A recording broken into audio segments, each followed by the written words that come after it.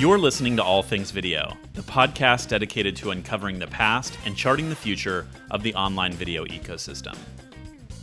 You're listening to All Things Video. I'm your host, James Creech, and today's guest is Phil Ranta, COO at Wormhole Labs. Phil, welcome back to the show. James, great to see you again. Yeah, man, this is a special occasion that you are the first repeat guest on All Things Video in its tenured 6-year history. So I am honored to be a repeat guest. A lot's happened in that time, so I think we should check back more often. Yeah. TikTok wasn't even a thing at that time. That's right. I would encourage people who aren't familiar to go back. Listen, you were so kind back when podcasts were just a twinkle in the eye for a lot of folks. It was like, hey, Phil, can I have you on this thing called a podcast? And of course, you had been doing a podcast at the time. So you're like, yeah, I'd love to. And it was, my third episode out of the gate. So I had a lot to learn. But here we are 5+ years later. And now doing it over Zoom, which is kind of how podcasts go these days. So. Yes, for better or for worse. I would wish, that we could be in person, but, give it a few more months someday, or so. Someday. We'll make it happen. Well, a lot, as we've touched on, has happened since that time. So, catch people up, just the quick synopsis of your background and your intervening work at Mobcrush, Facebook Gaming, and now Wormhole Labs. I want people to get a taste of who you are. Yeah, very quick overview. So I've been in digital content for about 15 years. I started on the creative side. I was a comedian and content creator from 2005 to about 2010. I ran production divisions for Mobile Phone Content House. I had my own show. I had my own YouTube channel. Then in 2012, I became the first head of network over at Fullscreen, built that to a successful exit, and then became CEO over at Studio 71, working with influencers and influencer marketing. And then we exited that company successfully, went from there to Mobcrush, where I was doing ad tech for live streams. I fell madly in love with live video. And then I went to Facebook, where I ran their gaming creators division. And now I'm the chief operating officer at Wormhole, where we're building Metaverse tech, very futuristic stuff. And I love it. So let's dig into that because, some people still aren't quite familiar with what is the metaverse? What does that mean? Right. And it's like you said, this future tech applications for interactive experiences in AR, VR, reality environments. So tell us a little bit more about the metaverse. Yeah, so the idea of a metaverse is that someday we're all going to be able to explore virtual worlds as avatars to meet, chat, shop, play. We're going to be able to outfit our avatars however we want. And that's going to be a primary mode of communication. And it's already kind of happening, especially since last time we talked. If you look at what's happening in Fortnite and Minecraft and Roblox and even Among Us, like, people are used to avatar communication. The sales of digital goods have gone through the roof. Snapchat is starting to do partnerships with Gucci for how you dress up your Bitmoji. So we're already starting to see kind of teases of the metaverse here and there, but it's still very, very new and nobody's owned the space. It's kind of disparate across a lot of different ways. Facebook launched Facebook Horizon, but it's all virtual world and floating heads, and everyone's kind of trying to figure out where they fit. So what we're doing over at Wormhole is we're building the first metaverse for the real world. Now, what that means in action is people can hold up their phones, spin around. That creates an environment, what we call a smart bubble, that's full of all this ambient data like social media posts and shoppable links and avatars and all of that other stuff. All of that builds together into a grid, so it kind of encompasses the whole world in these smart bubbles. And then you can navigate those smart bubbles as avatars too. Watch live videos, see social media in real time, fall in love with a Parisian at the Eiffel Tower, go ask a New Yorker what their favorite pizza is. And all of this is building to this idea of how can we make the metaverse function in a way that it has real world effects instead of fantasy world effects. And does this offer the potential to bring us closer to live experiences? So what I'm thinking of is, today's the Super Bowl, right? If I wanted to feel like I was there, but I'm not going to, shell out, all the money and risk, going to the stadium this year, can I be there or have the experience of being there through the metaverse? You exactly got it. Yeah, that's really what we were running towards. The problem we're trying to solve is if you want to see Super Bowl stuff on Twitter or Instagram, you have to find the right hashtag. And then half that hashtag are going to be people who are camping on that hashtag to try to sell their online courses, or they're not really there, right? If I want to see just stuff from people that are there, there's only one mass market solution, and that's Snap Maps. And nobody really uses Snap Maps. There's like privacy concerns and all of that other stuff, just because most people use Snapchat as a messaging app, so they don't really want to put themselves out in that way. So we're trying to solve for that by saying, well, you can just wormhole or teleport your avatar into the stadium.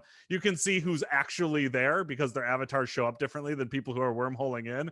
And then you can actually talk to someone on the 50-yard line, or you could view live video feeds directly from the stadium. So it's just a different way to discover, consume, and create content. Amazing. And awesome applications for live video, which, as Yeah. we've touched on, in the past 5 years has exploded, right? We didn't have Yeah. all the activity on Twitch. We didn't have, the live streaming rush quite yet on, YouTube, Instagram, Facebook, et cetera. So, I'm curious where you see live going, particularly in light of the recent, Kaisho IPO. It Yeah. seems like we're on the precipice of even more live streaming heading our way. Yeah, I mean the pandemic has been horrible, horrible, horrible, but it has accelerated a lot of digital markets, right? So if you look at the acceleration of e-commerce adoption, the acceleration of live video creation and consumption, the acceleration of gaming and in-game purchases, like McKinsey came out with a report saying e-commerce has accelerated 5 years because of the pandemic. So we're in this really interesting time where a lot of us who are front lines of digital, like I know you read the trades every day, I read the trades every day, we're looking for those hockey sticking markets, but you can't plan for something like a pandemic. So all of a sudden everybody's scrambling and going, oh my God, new normals are being created every day. How do I not get left behind? Because in the digital world, that happens very easily. And live video adoption, and especially shopping in live video, is one of those things that has started occurring more, right? So everyone's trying to find their solution. Our solution over at Wormhole is the world is already a content and commerce rich place, right? You walk down the 3rd Street Promenade in Santa Monica, you're going to be shopping those stores, right? And just like the real world, if your avatar is walking down there, you're going to want the same experience. So we built in shoppable live video and the ability to tap on a storefront and buy things from there as a day one experience. But what really excites me about a lot of that stuff is what's been happening in China with Singles Day and pushing $65 billion in sales through user generated content and live streams. Like that's, to me, that just screams like QVC is coming back. It's user generated. People want it. And it's kind of like the next way people can have an Amazon-like experience where they're not just searching and buying, but actually shopping again, which is kind of a fun social experience, or it used to be. Yeah. It's been less so lately. It feels like retail has to change, and Right. some of these digital players are pushing that forward, particularly Amazon Live, right? It seems like more and Yeah. more influencers are looking towards Amazon Live as a new way to engage their audience and then drive commerce. Yeah, Amazon Live is interesting. It's still, I mean, even if you go to the top streams on Amazon Live, you're still seeing 200, 300 concurrents. Like it's still not explosive. But some of the revenue numbers I've heard from people, especially people who are, I guess, quote unquote nobodies, right? They're not influencers. They're like me, right? They're just like going live. And there's people pulling in hundreds or thousands of dollars an hour, just like saying, hey, I really enjoy this computer monitor. It's for sale right there. You click below and buy it. I like the color resolution. I like the parabolic screen. And then they'll do 5 or 10 purchases, and that equates to $100, right? And that's really meaningful, especially when you compare it to the kind of revenue you drive through most live video, which is zero, or something like Twitch, where you have to depend on user pay, where they're getting very little in return most of the time. Yeah. One of the questions I wanted to ask you today was, your thoughts on what you call or have labeled the great platform unbundling, right? You've written about this a little bit. You've been thinking and talking about this for a while. What do you see happening in the social media landscape? Yeah, it's fascinating, right? Because we in social media 1.0, arguably maybe 2.0, possibly 3.0, we've seen that there's still a lot of kind of asynchronous posting and feeds type content, right? And these are all mass market, like YouTube, Facebook, Twitter. It's not like I'm going for this kind of enthusiast or that. Like Facebook started on college campuses, but very quickly was just like everyone's grandma's on it now. And then it was Facebook, right? So I think that a lot of people got exhausted by that and were kind of looking for their new ground. TikTok kind of became that Gen Z or Gen Alpha solution, and then a lot of older people started getting onto it. And I think that people are finally now saying, I've had it. And they're moving to 2 different kinds of things. One is platforms that are specifically for one type of creator. And I even point to things like 8chan for that, right? Even though 8chan is one of those things where it's like, let's not talk about it. Or for that matter, like stuff like Pornhub, right? Like nobody wants to talk about how successful these places are. But the reason why they're successful is because they're kind of gated communities looking for one thing. One of them is they're looking for like QAnon or free speech or however you want to look at it, right? Like unmoderated, uncensored speech. The other one they're looking for like just a safe place to watch pornography, right? Likewise, there's going to be a lot of dark social that starts popping up where it's going to be like, this is the place for Wall Street bets on Reddit where we're going to go and mess with the stock market. And this is a WhatsApp group that's just going to be for super tech enthusiasts. And we're all just going to chat. And these kind of dark social environments I consider to be kind of this unbundling from mass market to niche market. And then as we see from every market where you unbundle and bundle again and unbundle and bundle again, someone will come up with a super aggregator of all these sports enthusiast unbundled platforms. And then that's going to become another bundled platform that'll become mass market. So it's an exciting time for people who are looking at new technologies because there's a chance for platforms to actually break out again. They just have to look niche and they have to look at ways that they can service smaller groups like Clubhouse did. Yeah. So there's so much here that I want to help unpack. The first thing is it feels like the 1.0, 2.0, whatever you want to call it, platforms, the YouTube, Facebook, Instagram, were primarily broadcast, right? It's public distribution of my waking thoughts. So here you are, anyone who's interested, come check out my content. Whereas something like Clubhouse, has at least launched with this idea of scarcity, this, invite only at the beginning. Or things like OnlyFans or community, emphasizing these smaller niches of fandom, which might not stay that way, right? Because you might, to your point, as you get economies of scale, it loses the cool factor, and there's pushes to embrace these other forms of monetization. So that's maybe kind of the first piece to kind of think this through. The second piece is the economics, right? The economic imperatives and incentives of these platforms as they grow. We saw this, Facebook is the case study, right? Facebook reaches a third of the internet now. And so over time, your organic reach as a Facebook creator, publisher, brand decreases significantly and becomes much more pay to play. I think we're now seeing signs of this on Instagram as Facebook adapts the playbook. Sure. And, and I think you probably face those similar forces as a TikTok, as another emerging platform, as you maybe start reaching scale and you're trying to, drive the street. You want investors to see the potential for advertising and audience aggregation. Yeah, it's interesting because there's always been this kind of battle in social media. And I remember even having this conversation in the MySpace days. Like, is social media a town square or is it a living room, right? And at Facebook, even the messaging has been going back and forth between those things.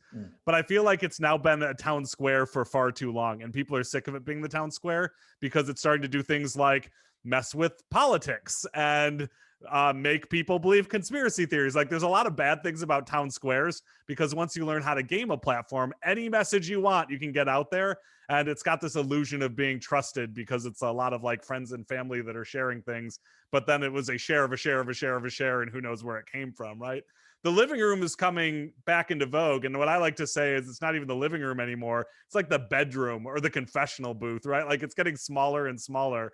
And I think Reddit has kind of shown us the way, because from day one, they've had a town square, which is their front page. They've had their subreddits, which are like the living rooms. And then they've had these really, really niche communities that start to feel like more like the confessionals, right? Where it's like subreddits of subreddits, where it's just like, I am somebody who loves this one character from this one video game from 1985, and nothing will change my mind. And I talk on it all day, and it's just about this one thing, right? Well, now we're starting to see more of that. I've also noticed a culture on Reddit of people who have their public identity. So they post and, it's tied to a real identity. It's their name and they post frequently. But then they'll post pseudo-anonymously, right, under another account in cases where they want to protect their identity or express, alternative opinions, perhaps. So there's kind of this competing notion. There's the notion of speech, right? And there's the difference between the living room and the town square. And then there's this notion of identity and what is your public identity versus personal identity. And we are reckoning with this in such a big way right now. I mean, the 2020 political cycle stress tested this more than anything.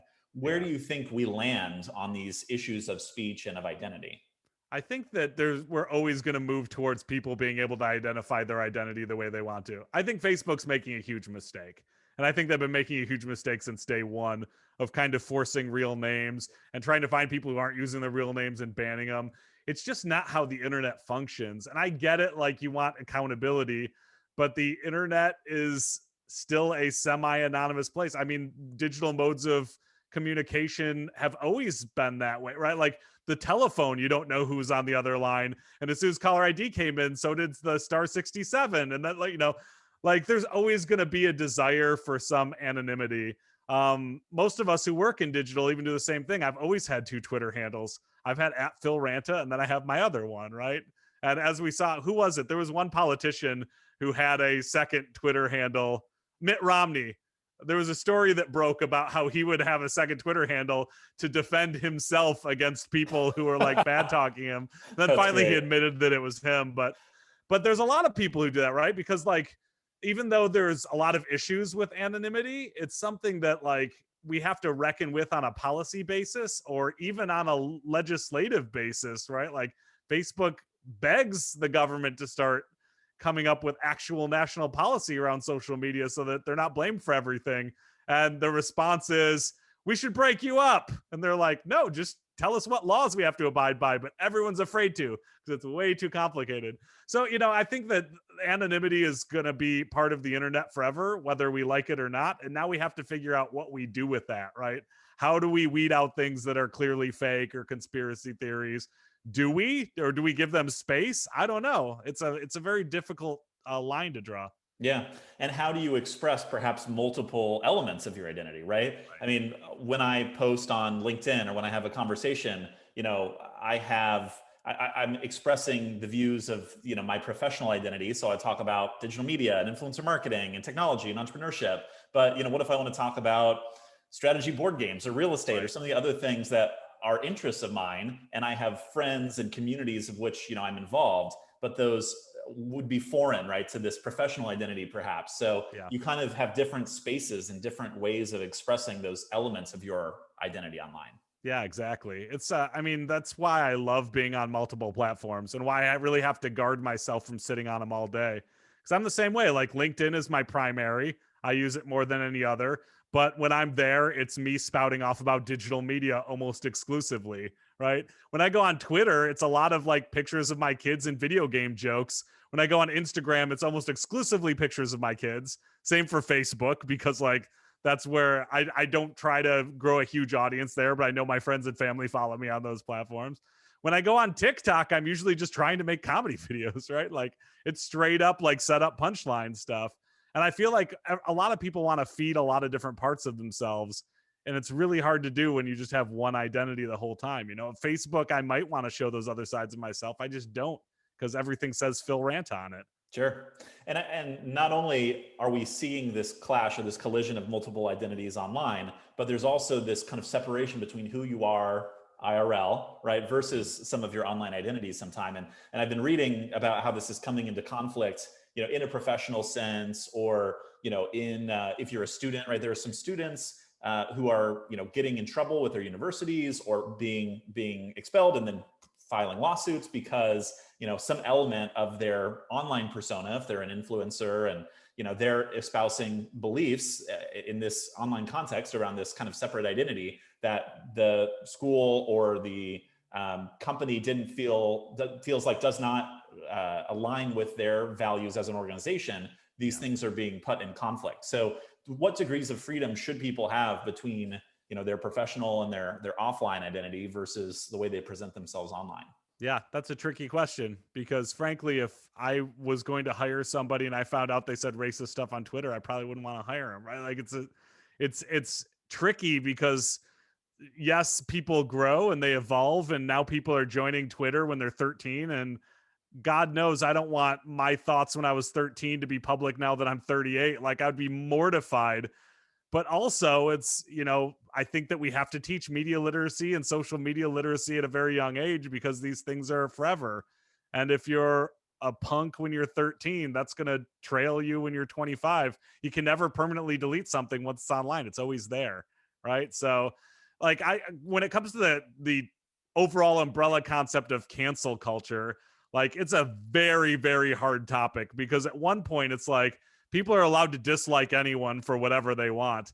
And if somebody said something horrible on their Twitter account, you're like, I'm not going to follow them anymore. And then they post that on Twitter. I'm not going to follow them anymore. Is that cancel culture? Is that somebody stating a very specific opinion about how egregious they thought somebody was in the past and therefore shouldn't be followed. At what point is it news, and at what point is it trying to take away someone's career? And in aggregate, it becomes taking away someone's career. But on a personal level, who's to say that someone can't say this person was racist or sexist or homophobic in the past? And I'm just pointing that out, that that's the reason why I'm not following them anymore. Right. So it's something that, again, we have to reckon with because we can't control it. Right. Cancel culture is here to stay because there's no legislating around that. So people just have to stop posting things online they're going to regret, and that's going to be a tough one. Yeah. So actually, one of the things I'm fascinated to ask you about is in the 5 years since our first conversation, you've become a parent, right? You have two young kids now. So how do you think about raising your children in an era in which they're absolutely going to grow up on social media? How do you think about teaching them media literacy from a young age? Yeah, I keep them away from screens as much as possible because I'm a huge hypocrite, first of all, because I'm on screens all day, every day.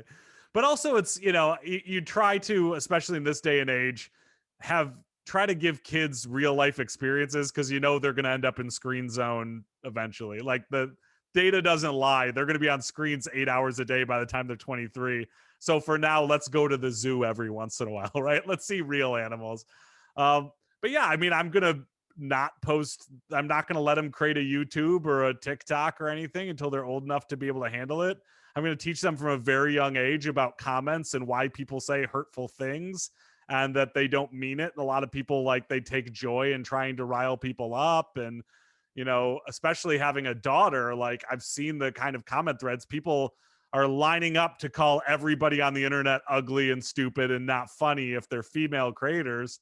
And you have to teach somebody that, hey, this is what the internet is.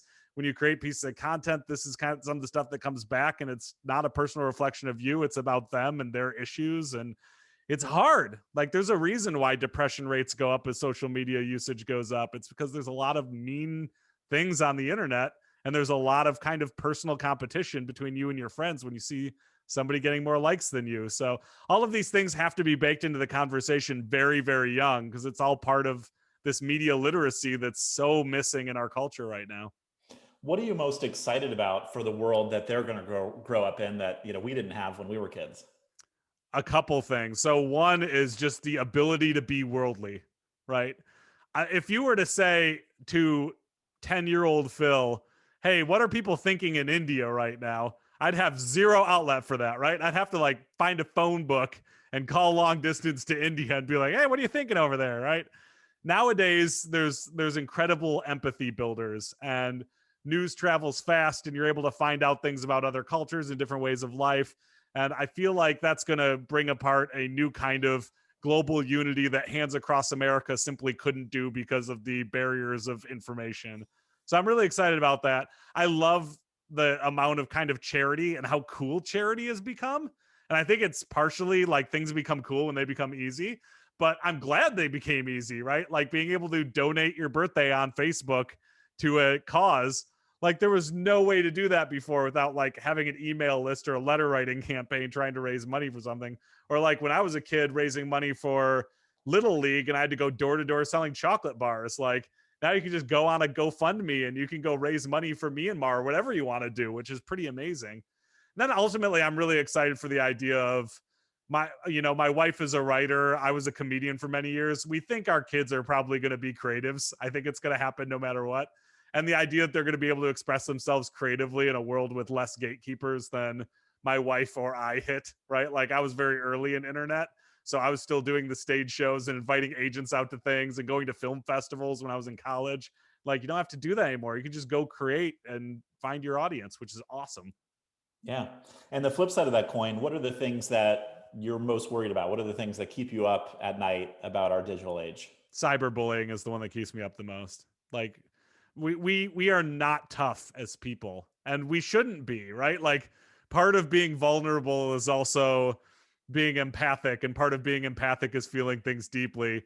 And when you're going through puberty and people call you an idiot online, or a bunch of people say I hate you, I don't like you, that sinks in deep. And it happens to everyone now. Everyone I know with teenagers nobody's immune from it, right? Even the popular kids are getting it because it's like it's so easy now to bully people. Like when I was a kid, be worried about getting punched in the face, and you'd have to be brave enough to go. Well, not brave, that's the wrong word, but you'd have to like go up to someone's face if you were going to call them a name, or if you were doing whisper campaigns behind their back, you knew that it was probably going to get back to them, and they were going to confront you. Now you can just sit on Instagram all day and say you're an idiot, you're an idiot, you're an idiot. So I worry about what is happening to the self-esteem of entire generations and how they define worth. And that really freaks me out. Like, is social currency going to be the only designation of worth to Gen Z and Gen Alpha? I sure hope not, but it certainly feels like it. Like, I have 5,000 Instagram followers, therefore I am better than someone with 1,000. What a terrible world that would make. And it plays into so many aspects of your life now, right? Yeah. So, the people that you meet, and not just, your friendships as a kid and a student growing up, but also maybe the people that you date, right? They look at your social media as a way to evaluate you. As we've talked about, your professional life, jobs will often do a Google search and find your social profiles as a way to kind of dig beneath the surface. So you are evaluated to a large extent based on these public vanity metrics. Yeah, it's absolutely true. And frankly, this is the part that I really struggle with. You kind of should be, right? Because like if you're trying to do research on something or someone, that's an excellent public source of data for being able to find out what somebody's really like. Now it goes back to the problem of people change and people evolve, and I don't have a single person in my life I've known more than 10 years that's exactly the same as they were 10 years ago. So is it fair to evaluate them based on something they said 6 years ago? I don't know. But it's now that there's going to be a paper trail for people starting at the age of 13 or sometimes younger all the time. And it's going to be part of the future. It's really scary. That's why I got to keep my kids away from social media for a while, even though I work in the industry. It's not good for them. Have you seen the new HBO documentary, Fake Famous? I have not, no, but I've been recommended it. So I just watched it last night, and I actually watched it with my parents because my mom is like fascinated by digital. She's not on social media at all, which is funny because most people her age group, like all of her friends, are on Facebook, and my mom could just care less, right? She doesn't want anything good to for do her. with it. That's awesome. Yeah, she's cute. Like she's like, I want to go on LinkedIn. How do I just read your stuff? Like, how do I follow you and make sure I get posted? Like nothing else. I don't want anything else to do with it. But it's funny. So we watched this together, and it just blew her mind that this is how influencers work, and that the documentary premise is that they take three people who all want to be famous, right? And so the definition of that in an internet context is, how do we get you a lot of social followers, primarily on Instagram? Which they do through various means. They fake all these photo shoots. They, do collaborations with influencers in some cases, and then they buy followers, right? They're just bots, right? They buy followers and fake engagement. And I think the documentary, I struggle to recommend it because in some cases, there were parts of it that I didn't think really captured the whole aspect of our business, right? And like it was really just focused on Instagram, which is just a very thin sliver, and the idea of an influencer as like a fashion beauty vlogger type, which doesn't capture the comedians and the artists and the really fascinating people who have found success on these platforms that otherwise would not have because of gatekeepers. I think it was missing an informed discussion about all the elements that happen in our space. But it was interesting to see, my mom's reaction to it versus my reaction of like, this is the world in which we live now. Right. And I haven't seen it, but I assume that their point is that fame begets fame, right? Like if you have that big number, then you start to get real fans. Like I'm verified on Twitter. I did it through the executive track because there was a couple articles that I was in. So I'm by no means famous. I just got the verification check mark. And immediately I started getting more followers and more engagement. And I think it's because when you have that, people go, oh, he's somebody. And therefore I'm going to do it, right? Like the perception of being somebody elevates you. And even if that's fake or it's just a vanity metric, that's the world we live in now. And frankly, I think that's really sad and it shouldn't be, but it is, Yeah. Partially because these things are happening so quickly that we as a society haven't developed the mechanisms to cope, right? We haven't, defined the political, tech legislation and regulation frameworks. We haven't figured out, the way that this fits into our society from a speech, from an identity standpoint, as we've talked about, and Right. then the ways that we interact with people online and offline. There's so much of this that we're learning as we go along. And so there's some amazing things that happen as a result of social media, and there's some terrible things as we've Oh seen yeah. from recent events. And we're And there's still, you kind of start everything in animal brain, right? Whenever a new thing comes, you're an animal brain, which is like what we were as cave people, right? So like proximity to power, it becomes a survival thing, and making sure that people like you because that's a survival thing, and if other people are getting something, feeling jealousy and wanting to have that too. The internet is still an animal brain. It's only been around for what the internet has only been mass market for 30 years and social media has only been mass market for less than 15. So like we're still in that I want proximity to power, I want what they have world. The only way to get through that is education and evolving.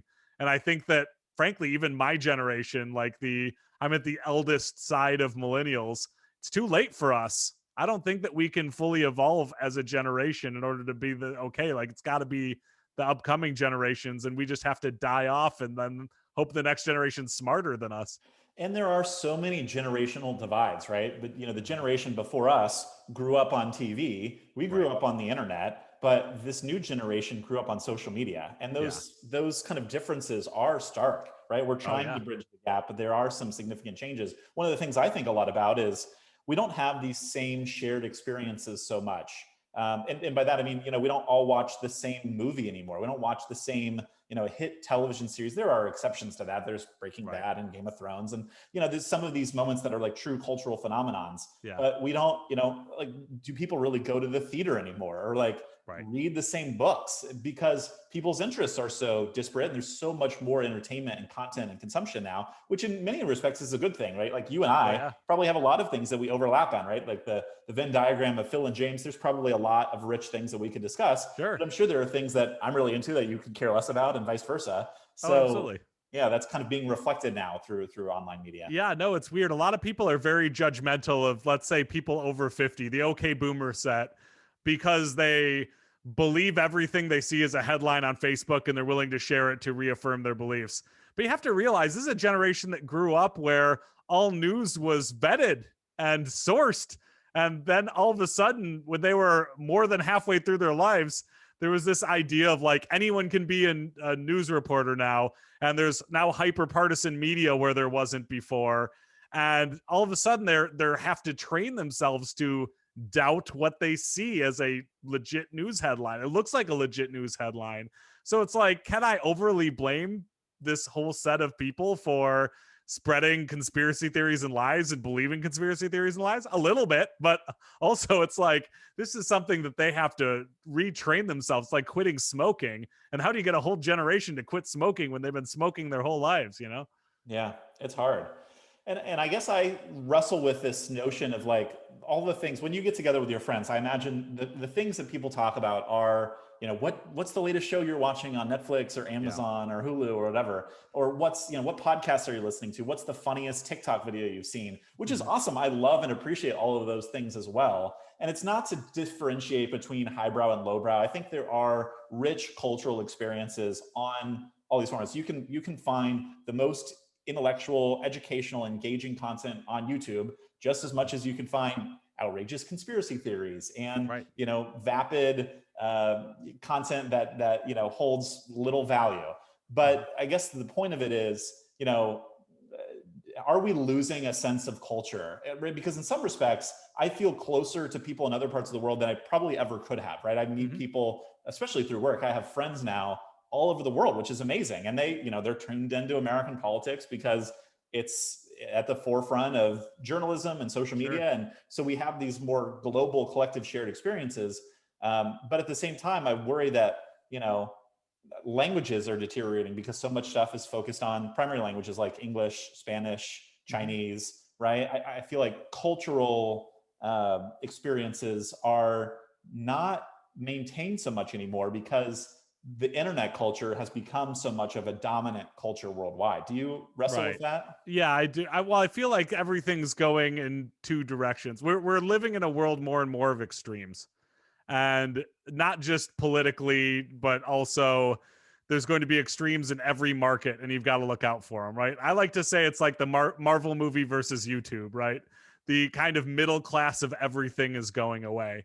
Because if you're able to afford something like Marvel movies, you can break through the noise, but you have to do it by brute force. You need $200 million marketing campaigns, or like you can launch a platform now, but it's way harder to do from your college dorm room than it was 15 years ago. You need to have $1 billion marketing campaign. You need to be like Best Fiends. You need to spend hundreds of millions of billions of dollars, or Coin Master, in order to get your thing in the top 10 of the App Store, right?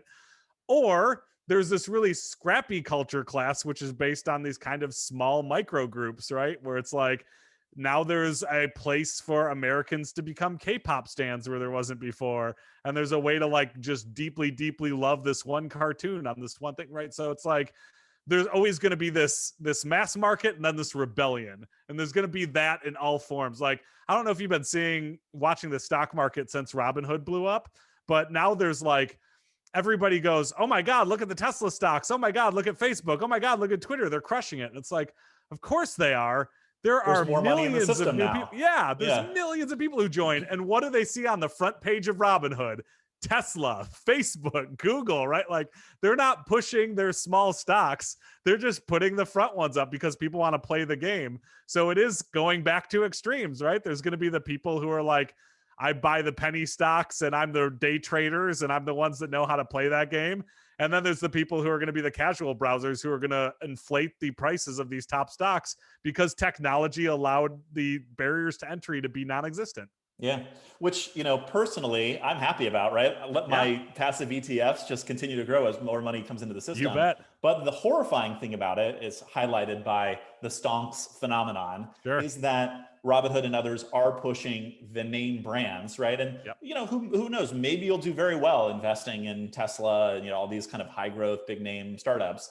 The challenge is you could also lose your shirt, right? Like there's a lot of risk inherent in that. And they're not pushing, portfolio or basket stocks. They're not pushing small cap. They're not pushing international foreign markets. So, for all these people who are sitting at home who don't have a financial education and, oh, hey, maybe I just got a stimulus check. Like, there's money to invest. It's horrifying because just like we don't have digital and social media education, we don't have financial literacy in this country. Right. Which that's really scary. And part of that, not to put on my tinfoil hat, but I'm going to wear it just for a second.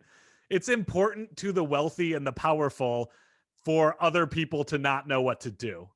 Right? Like, it's easier for you to evade your taxes if other people are paying their taxes, or else it becomes a disaster and they have to legislate around it and then they clamp down. Right. So it's the ruling classes need everyone to be dumb, and the internet's starting to make people smart. Now, the problem with that is, like you said, Tesla, Google, Facebook, the stock market is no longer based on the actual value in, value out of a company, right? It's not about the earnings calls anymore. It's all about hype, right? Elon Musk is funny on Twitter and he posts great memes. I'm going to buy into Tesla because I love Elon Musk, right? Like that kind of thinking is making the stock market into the crypto market. And when everybody went, oh my God, look at what happened with GameStop and AMC and all of these, like, people are market manipulating. It's like, guess what? The market's always been market manipulating. It just hasn't been in Reddit threads. It's been in the front pages of newspapers.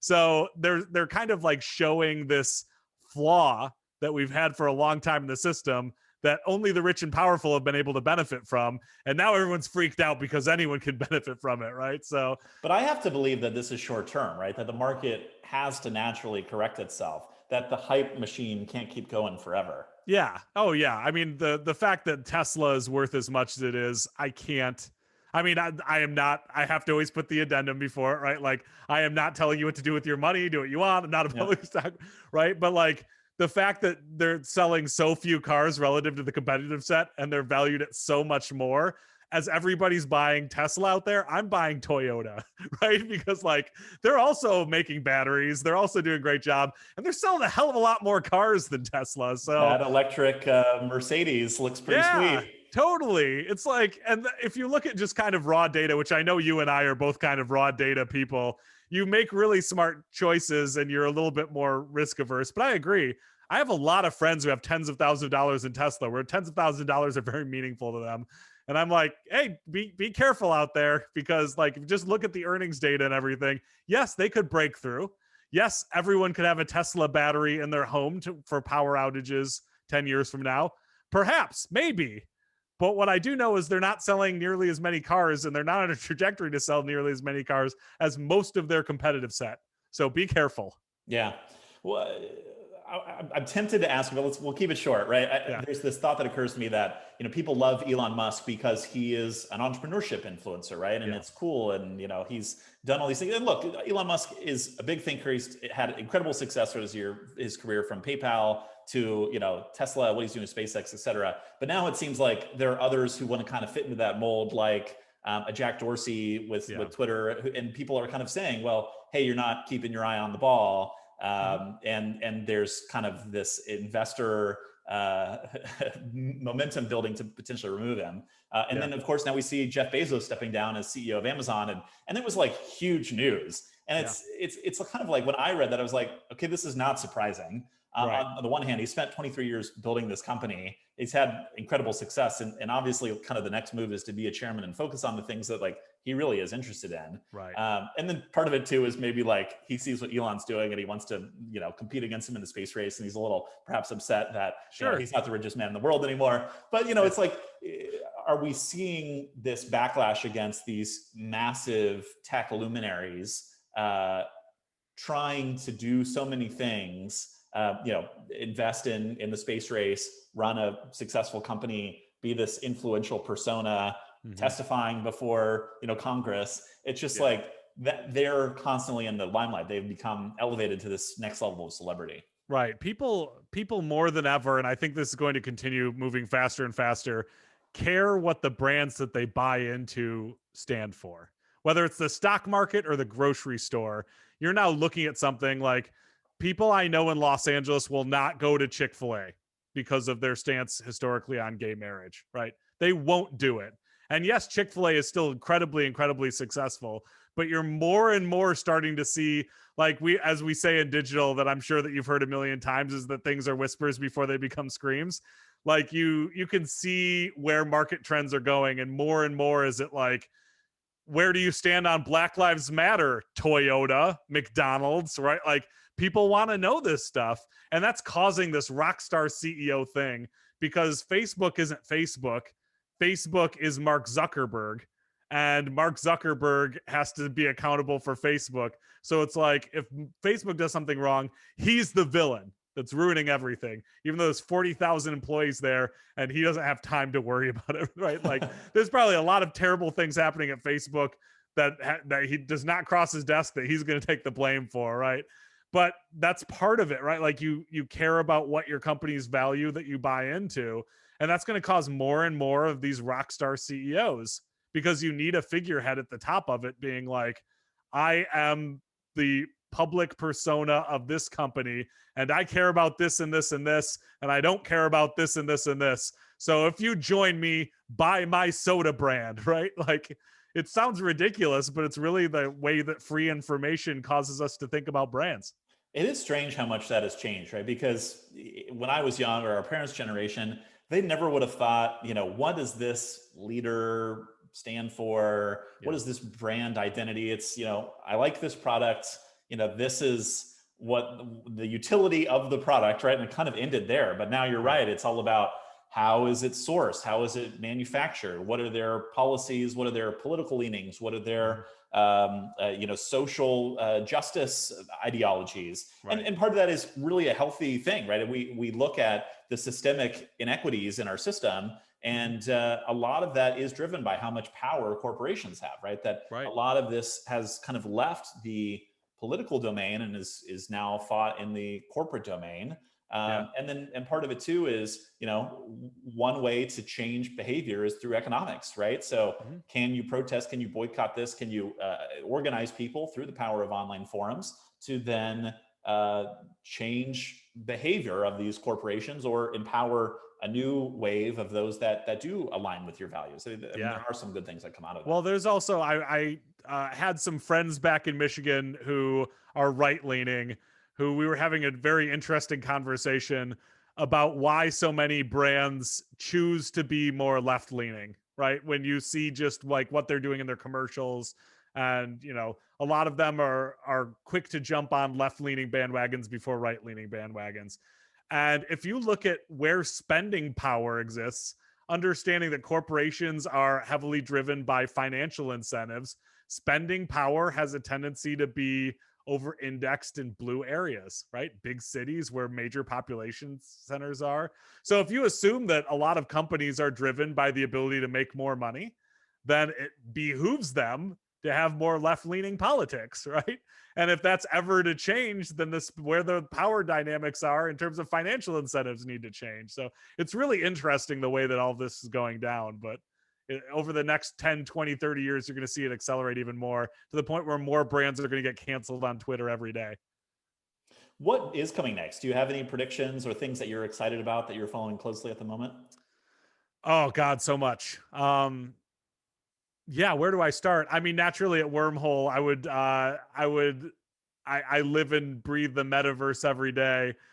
Whether there's kind of some trends that are inevitabilities and some trends that you kind of hope will happen, right? Like VR. There's a lot of people who are like, look, the sales are going up, but it's not an inevitability, right? We can completely miss everybody sitting at home and having a VR headset over their head. Like we wouldn't, it's not an inevitability. Likewise, the idea that somebody's social media life is going to be in a metaverse is not something that's 100% assured. But what I do feel is 100% assured is a more and more AR future. And that's when you kind of start to combine the best parts of the metaverse and the best parts of the real world, which is I put on a pair of glasses and I'm able to get additional information about things that are around me, and I can more easily combine my digital life and my physical life. That I do feel is fully an inevitability. So excited for that. Keep my eyes out on the Apple glasses that are now rumored to be coming out at $3,000 price point. And of course, there's a lot of other people announcing glasses that look bulky and terrible, but they'll get better. I'm really excited about more kind of talk around creator monetization as part of Platform's core strategies. We've been saying since the YouTube partner program launched 2008, 2009, like, oh, there it is. Now you're going to start getting paid for everything you do. And it just didn't come true, right? Instagram wasn't paying, TikTok no one was paying. But I feel like now the pressure because of this user pay generation that's really come up in the past year, where live platforms that depend on paid subscriptions and donations really started blowing up, and Patreon became a $1.2 billion company, and OnlyFans became a huge deal in the past year. Now that they've got this pressure to say, oh no, they're spending more and more time in these like paid areas, how am I going to keep them on Snapchat? How am I going to keep them on TikTok? And it's pressuring people to pay more, which I think is a really good thing, right? It's going to be a great equalizer to these platforms. Yeah, I think you're right. The platforms didn't have to pay before, right? They could Right. skate by on, hey, we're the cool, hot new platform. We built a big audience, and people figure out creative ways to monetize, whether it's through branded sponsorships or pushing audience to other places where they can then monetize. But I think to stay competitive as the landscape continues to fragment and there's increased competition, you have to have some sort of innate creator monetization as part of your strategy now. Yeah. And I'm really excited about creators as entrepreneurs too. And I know that we share that. It's kind of like been happening in little bits. Like if you're Michelle Phan, of course, you've got like Ipsy, you've got all these big things. And a couple creators have been kind of able to launch that into the stratosphere, like Jeffree Star and Shane Dawson, a few others. But now it's starting to become more and more reasonable through things like blockchain and the rise of NFTs and print on demand and dropship companies, and like the ability to go do a license with a liquor brand to have your own liquor, because to them selling 1,000 units on a limited supply suddenly becomes worth it. Like we're going to see more and more people doing really interesting branded plays based on their influence and trying to build something bigger than themselves. And you don't need to be Puff Daddy to do it anymore, right? You don't need to have the money of a Ciroc. There's a lot of these companies that are allowing people to do it when you've got just a nice, strong, few thousand diehard fan base. Yeah. I'm wondering if you think that everyone ultimately will have to become a creator, right? I think about this as as the changing nature of work evolves, as we move more and more towards a gig economy. now we have the tools where it's become so simple for everyone to be a creator. But increasingly, as a working professional, kind of you are the product. So I'm wondering if that just forces, everyone to feel like they need to be a creator at some point. Yeah, I think so. I mean, it's already kind of happened, right? Like when I'm going to be on a panel with someone and I go to LinkedIn and they don't have a LinkedIn account, I'm like, what? Who is this person? Like, is this person invisible? But it's true, right? Like if you're not on platforms or at least showing up, then you're a weirdo. It's just strange. And I know that there's a lot of industries where that's not true. Like if you're a trucker, you probably don't need to have a LinkedIn profile or a Facebook profile, but more and more as there's kind of these like economies of thought and these very competitive field, like every field's becoming more and more competitive. Everyone's got to at least start to learn the rules of social media and how to do it responsibly. Like I really struggled, especially when I was early in social media, of like, how do I have times where I respond back to tweets and not feel the need as soon as I get a ding that somebody's replied to a tweet to jump right on and do it. Like it's not efficient. And if you can learn how to balance that and also balance your work and also leave a lot of time for your family and personal fulfillment, that's the win. It's just a really difficult balance. So yeah, everyone's already kind of a creator. It's too late. Yeah, it's true. Phil, do you have any unusual talents? What's something that you're world class at that people might have no idea? Oh my God. Tony Hawk Pro Skater 4, me and my roommate, when that movie or when that game came out, we went online and we were pretty top of the top. If there was an esport for it at that time, I think that we probably would have fared very well. But specifically number 4, huh? We were so broke at that time that like, like when I moved to Los Angeles, I had no money. So like I was sharing a bedroom with another person. We were like in the cheapest place we could find. And so like we had one video game for the Wii, or was it the GameCube? I forget, but it was that. So we would come home from work every day. We didn't have cable, couldn't afford cable. So we would just play that one game for hours and hours and hours. And so yeah, that's a weird talent. I've got a weird talent in terms of like, and this kind of feeds into my professional life too, but finding a thing and breaking down the components to be successful in that thing and then experimenting around it. Like, for example, when me and the team at Full Screen were going to go see The Price is Right as a team outing, we went on all the forums, found out how they selected people, studied the games, quizzed each other on the games. And then I got up on stage and I ended up winning the Showcase Showdown. And part of that is I read forums where it's like, when you're in line, there's producers watching you. So be excited, clap your hands. When they like do the 3-second interview with you, make sure you're sounding like you're on the show, like yell at them, be super excited. And like, it all worked out. So I feel like that's a kind of weird talent. Kind of not even a talent, weird obsession, maybe. I also think that I've got a weird talent for being a dad. Like, I think that I'm meant to be a stay-at-home dad. And maybe if I have a huge exit, I hope to do that for a few years. Like it clicked with me and it made me go like, oh man, I used to think I was a workaholic, but maybe I'm just like a projectaholic and kids are the ultimate project in a way. Now you're a dadaholic. So, I'm a dadaholic. Yeah. That's awesome. Yeah. I mean, if something just clicks and it feels like, yeah, it was a natural fit. That's amazing.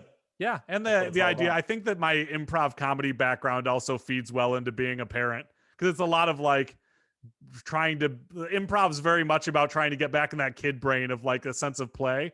And now I've got kids who are literally in that brain with a sense of play. And I'm like, oh, improv scene partner. There we go. If you're a fairy princess, I totally get where I stand on that. Right. And then I am awesome. The loyal servant. Very good. If you were starting a business today, knowing everything you know and having been through this really impressive career in the digital media space, what would you do? I mean, Wormhole aside, right? Because that's very like product build, deep tech kind of stuff. I think that I would double back on hands-on creator services. I feel like everybody's trying to build towards the platform side, but MCN's kind of disappeared, or at least in North America, or they're not servicing in the way they were before. And management companies and agencies still aren't doing it right. A lot of them are still whale hunting. And I feel like when it comes to kind of like what Jelly Smack's doing, where it's just very kind of hands-on on platform growth and introducing new platforms and helping guide careers in that direction. think there's still a huge gap there. So I would probably look at something like that, or I would just go for another kind of big swing on the future. AR, I still find incredibly fascinating. I think there's a lot of ground there, and how brands can play along in digital ways and new ways. I love blockchain. I'm addicted to blockchain and NFTs and what's the security and what's not. Like crypto markets are cool.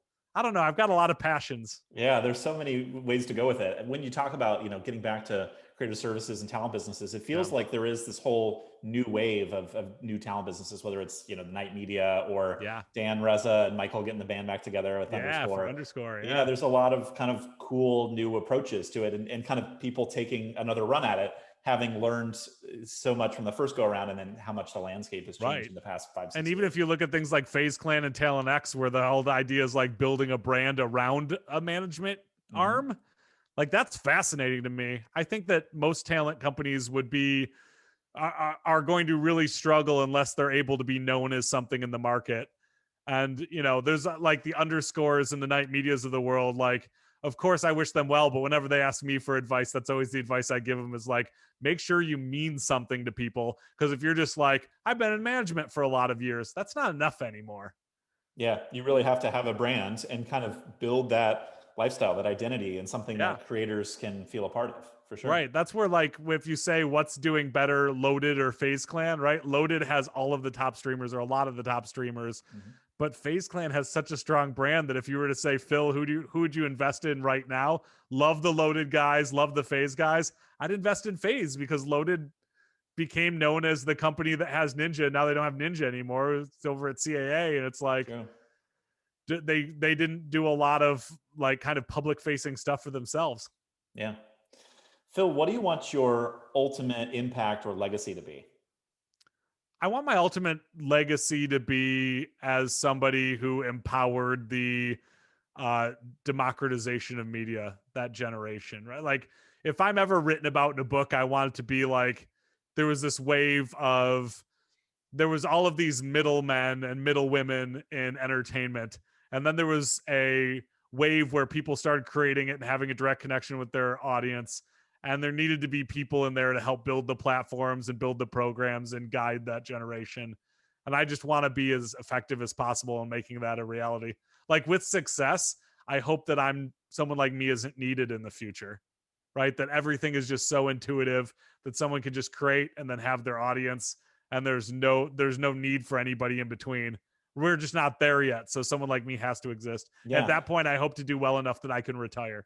There we go. But you're right. We're all pushing it along. I think we all believe in this idea of the passion economy and the creator Yeah. economy, and that's the most incredible thing. That's why we wake up every morning and do what we do. Is it's incredible to see people be able to make a living doing what they love. Yeah, exactly. And frankly, when I look at, will someday we get so good at this that I won't have a job? I think that what I would probably end up doing is being the chief of staff of a Mr. Beast type person, right? Where it's like someone who needs to have 60 employees under them, and like they're going to need a COO, and that's where I can step in. That's right. So Phil, where can people find out more about you and more about everything you're up to at Wormhole Labs? Yeah, so wormholelabs.com is where you can see more on Wormhole Labs. If you want to hear more about me, I'm at Phil Ranta on every social media, but best to find me on LinkedIn and Twitter. That's where I post the most. If you go on Instagram, it'll probably just be a bunch of pictures of my kids who are adorable. And then also find me on Clubhouse. I'm starting to use it more and more. And I'm also at Phil Ranta there. And it's just a really awesome way to get to know thought leaders in the digital industry, especially. So check it out. Yeah, I'm really enjoying it. So Yeah. I'm gonna poke you right now and say we should do a session together on Clubhouse because I think it'd Yes, be I a would lot of love that. fun. So we'll plug that. I've got a 2-month-old right now, so I've been terrible because like I've been on Clubhouse since July. I was part of one of the early betas, and I was using it all the time back then and just constantly on stages. And then as soon as it started like being an open beta and everyone was on it, then immediately I had a child. And now I can't be in a room for more than 5 minutes because the baby starts crying. So, And it's well, changed a lot, even in those yeah, 6 months. I mean, it's transformed. So it's exciting yeah, to be in it at this stage. There's a lot happening. But follow me and Phil on LinkedIn for sometime. We'll do a Clubhouse together, and we can ask, everyone else can ask us questions and give you a chance to ask you more questions. I love that. Yeah, time to bring this podcast onto a Clubhouse room. That's right, into a new medium for sure. Yep. Well, my friend, thank you so much. It's always so fun to just kind of kick it with you and talk about everything happening in this crazy world of digital media. So really appreciate your time. It's been fun to have you back for round 2, and hope we get to do it again soon. Yeah, thanks for having me. This was fun. Thanks for tuning in. I'm James Creech, and this has been another edition of All Things Video.